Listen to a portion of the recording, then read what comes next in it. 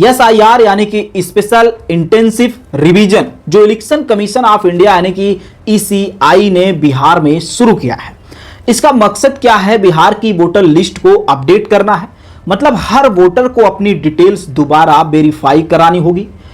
हर घर में booth level officer यानी कि BLO जिसको बोलते हैं वो जाएंगे, फॉर्म नंबर 6 भरवा रहे हैं और वोटर से नागरिकता की रिहाइश का सबूत मांग रहे हैं।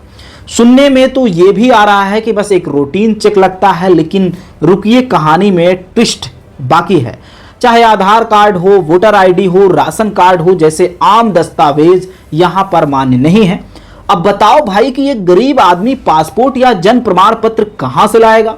6 जून 2025 को शुरू हुआ था SIR का प्रोसेस अब बिहार में आग की तरह फैल रहा है। इलेक्शन कमीशन का कहना है कि वो सिर्फ वोटर लिस्ट को साफ करना चाहती है, मतलब फर्जी और जो मृत है या फिर विदेशी वोटर्स हैं उनको हटाना चाहती है।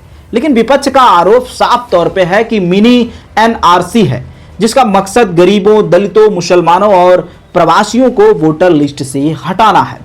तेजस्वी यादव, राहुल गांधी और ममता बनर्जी जैसे नेताओं ने इसे लोकतंत्र का हमला बताया है।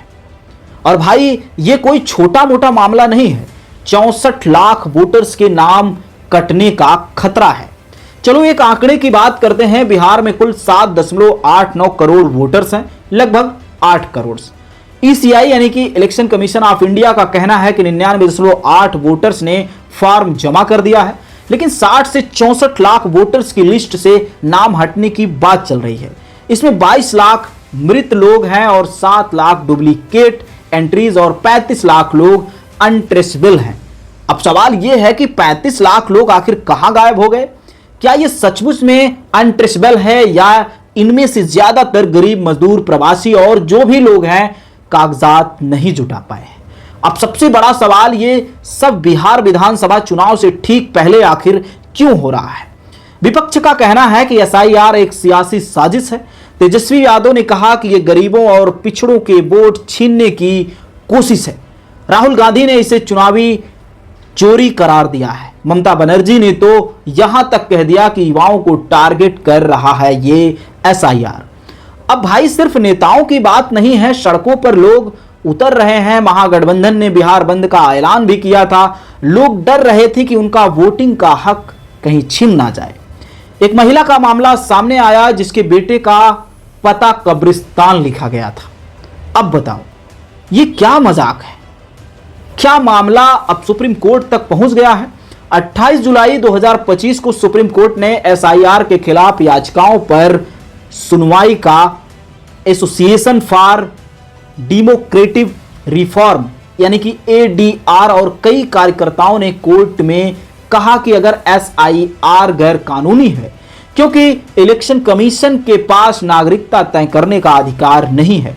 कोर्ट ने पूछा कि आधार और राशन कार्ड को क्यों नहीं मान्य किया जा रहा है, तो जस्टिस सुधांशु धुलिया ने कहा कि यह मामला लोकतंत्र जड़ों से जुड़ा है। कोर्ट ने SIR को रोकने से इनकार किया है, लेकिन इसकी वैधता और टाइमिंग पर सवाल उठाए गए हैं।